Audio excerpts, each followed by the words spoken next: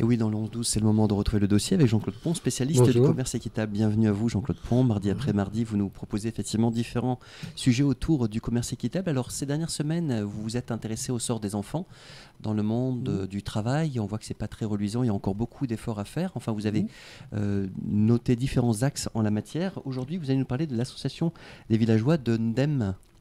Oui. La semaine dernière, j'avais présenté les 10 principes du commerce équitable. Exact. Et le premier principe, c'est de créer des activités pour permettre aux producteurs défavorisés dans le monde de vivre de leur travail. Et donc, pour illustrer ce principe, j'ai choisi Ndem, l'association des villageois de Ndem au Sénégal. C'est un des plus vieux partenaires de Artisans du Monde. Et donc, ça se passe dans la région du Sahel, la région de Diourbel, au Sahel. Donc, c'est une région au sud du Sahara.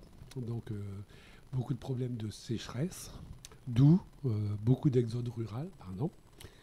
Et donc, c'est un couple qui est arrivé dans cette région dans les années 80. Alors, le mari, c'est Babacar, c'est un Sénégalais qui était originaire de cette région-là, qui était venu en France pendant quelques années. Et il est revenu avec sa femme, Aïssa, qui elle est française. Et quand ils sont arrivés dans le village, ils ont découvert qu'il n'y avait plus d'hommes. Tous les hommes étaient partis dans les grandes villes, à Dakar en particulier, voire migrés en Europe, parce qu'il n'y avait pas de travail. Et donc, il arrive dans un village où étaient quelques femmes, des enfants, des vieillards. Et il s'est dit, il faut faire quelque chose. Et alors, Babacar, c'est le descendant d'une famille de chefs religieux, des soufistes de cette région.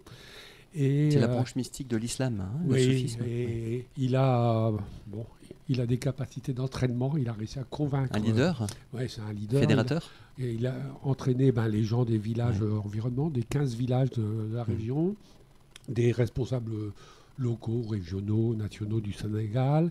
En France aussi, il a réussi à avoir beaucoup de relais, des associations. Par exemple, il a réussi à convaincre Artisans du Monde de l'intégrer au commerce équitable.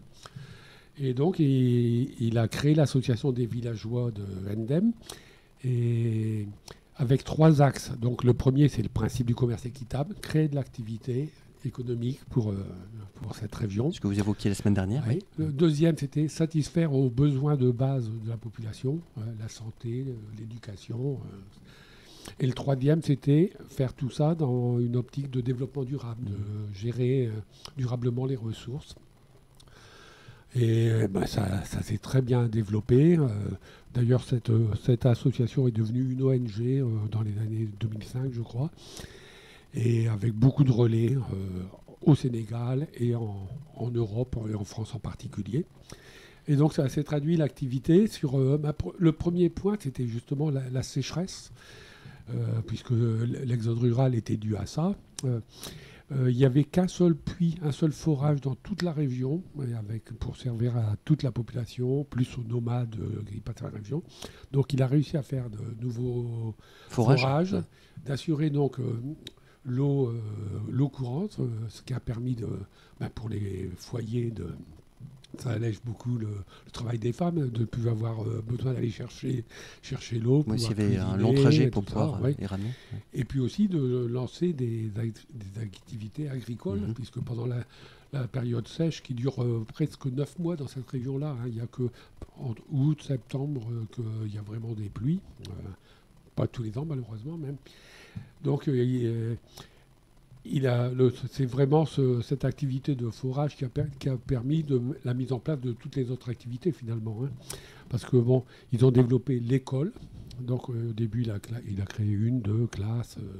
Et puis ça s'est développé, des classes primaires. Puis un collège pour éviter que les enfants ne doivent quitter le village pour aller au collège le plus près. Il a créé une maison des tout-petits. Une cantine scolaire, une bibliothèque, avec l'aide d'associations, etc. Au départ, les enseignants, c'était des bénévoles, et puis ça a été reconnu Ils ont pu être salariés après ? Oui, par le gouvernement sénégalais, qui a envoyé des instits titulaires, etc. Donc, le fait d'avoir l'eau à domicile, d'avoir les enfants qui peuvent aller à l'école, ça permet ici, ça libère du temps de travail aux femmes qui peuvent avoir une activité à la maison ou hors la maison. Artisanal ou de vente? Les deux, agriculture et artisanat. Donc, l'agriculture, il y a eu une ferme pilote qui a été créée avec formation à l'agrobiologie. Ils ont voulu éliminer les produits toxiques, les OGM, etc., qui détruisent la terre. Est-ce qu'ils font des rotations de sol ou, vous savez, des rotations de culture sur le sol? Oui, alors en agro, il y a aussi, c'est d'avoir des différents étages, par exemple des arbres qui vont protéger des plus petits arbustes ou des plantes. C'est le principe. C'est remettre la biodiversité au cœur du développement. Renforcer la biodiversité végétale et animale. Il y a beaucoup d'arbres qui ont été plantés. Oui, donc ils ont fait de la reforestation, des arbres fruitiers, des arbres justement qui favorisent la fertilisation des sols, des arbres pour les besoins médicinaux, par exemple la médecine traditionnelle la botanique, connaître les plantes, des plantes, pour se soigner. Oui. Donc la formation au bio. Les animaux, vous en parliez à l'instant, c'est important. Un parc animalier, donc pour les animaux domestiques de la région, mais aussi préservation de la faune, la flore locale. Donc vraiment des choses très intéressantes. Donc l'alimentation qui est tournée surtout sur l'autoconsommation. Oui. Puisque en dehors de cette très courte période des pluies, il y avait toute la zone sèche où les gens avaient du mal à se nourrir. Donc c'est surtout pour l'autoconsommation. Développement local, comme on dit. Oui. Et puis à côté de cette agriculture, il y a l'artisanat. Donc là, ils ont créé un centre des métiers. Il y a une quinzaine d'activités. Alors ils travaillent le cuir, le métal, beaucoup de métal récupéré d'ailleurs. Ils font la récupération. Quelque chose qui frappe les gens qui viennent dans ces villages, c'est que il n'y a pas de détritus dans le village. Ils entretiennent la propreté et recyclage, soit pour faire du compost, soit pour recycler les matériaux. Donc j'ai dit le cuir, le métal, la poterie, la vannerie. Donc beaucoup d'activités. Le textile aussi, beaucoup de textile. Et les activités sont centrées donc, sur le village de Hendem, au centre des métiers, mais il y a aussi des gens qui peuvent travailler chez eux dans les villages les plus éloignés du centre. Il y a de la transmission au niveau des gestes, au niveau du travail. Ça fait partie du principe. C'est aussi de garder les savoir-faire locaux, ancestraux, utiliser les matériaux. Dans l'agriculture aussi, traditionnellement, c'était l'arachide qui était là-bas. Mais il y a aussi le baobab. Il faut préserver tous ces savoir-faire et tous ces produits locaux. Donc, je disais, oui, certains travailleurs, eux, peuvent aussi travailler chez eux, à domicile, pour ceux qui sont les plus éloignés du site.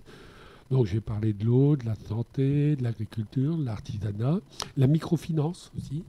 Ils ont réussi à créer un système qui permet d'emprunter pour acheter les produits, pour le matériel. Donc ça, c'est une chose importante dans le commerce équitable, souvent là, parce que dans les régions où il n'y a pas de banque, où c'est souvent des prêts par des usuriers à des taux prohibitifs, ça va être intéressant d'avoir un système de banque. Il y a du troc ou pas? Ça existe ou ça se fait là-bas ou... Je ne saurais pas vous dire exactement. Ouais, j'ai oublié de parler de la santé aussi. Oui, c'est du microcrédit, une sorte de... Oui, c'est du microcrédit, mais des petites sommes.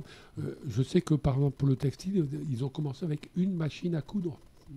Et puis petit à petit, un microcrédit, si ça permet d'acheter une machine à coudre, ça crée une activité et ça peut apporter beaucoup à... Alors, je disais aussi, c'est que Babacar et sa femme avaient beaucoup de relais au Sénégal et en France, par exemple. Donc, ils avaient un magasin à Dakar, ils ont un magasin à Paris, ils font partie du système de la filière du commerce équitable. Donc, c'est important aussi de pouvoir commercialiser. Que produire, c'est beau, mais il faut aussi pouvoir vendre. Donc, je reviens sur la santé que j'avais oublié. Veiller à la santé des enfants, des femmes. Ils ont créé, par exemple, une maternité dans ce centre.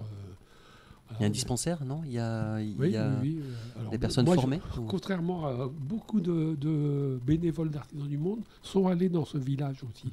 Parce qu'en plus, ils ont créé un système de tourisme solidaire. Il y a des gîtes où des Français, des Européens peuvent venir découvrir la culture du pays, participer à la vie du village. Voir les animaux. Et oui, les notamment, animaux, construction des... Puisqu'à chaque fois, l'école, il a fallu agrandir, il a fallu construire des toilettes, etc. Donc à chaque fois, il y a besoin de main-d'œuvre pour des travaux.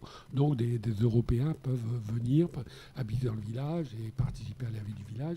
Et je sais qu'il y a beaucoup de bénévoles d'Artilleurs du Monde qui ont passé des périodes est-ce que vous savez, plus ou moins longues Jean-Claude là-bas. Pont, justement, effectivement, est-ce que ça fait école, cette dynamique-là? Est-ce que... Oui, alors justement, par exemple, au Sénégal, c'est Endem est mis en valeur par les autorités et essaye de disséminer cette approche et de créer des petits Endem si possible. Or, bon, ça n'a pas toujours été rose. Hein. Oui. Le développement a été très, très important. Maintenant, ils ont souffert du Covid fortement. Le fondateur, Babacar, est mort là, il y a quelques années. Donc, il a fallu la relève. C'est un de ses fils ou petits-fils, je crois, qui a repris. Mais bon, le commerce équitable, ça reste toujours un peu fragile. On n'a pas les moyens financiers qu'ont certaines grosses industries ou grosses branches commerciales. Et il faut toujours qu'il y ait de l'investissement, de bénévoles, qu'il y ait des relais qui se mettent en place et que les filières arrivent à perdurer, ce qui n'est pas évident. En tout cas, merci pour ce témoignage, ce que vous nous exposez, Jean-Claude Pont. Oui. La dynamique forte, intéressante. Eh bien, écoutez, si vous le voulez bien, nous nous donnons rendez-vous mardi prochain pour la prochaine chronique. Et belle semaine à vous, Jean-Claude Pont. Merci. Au revoir.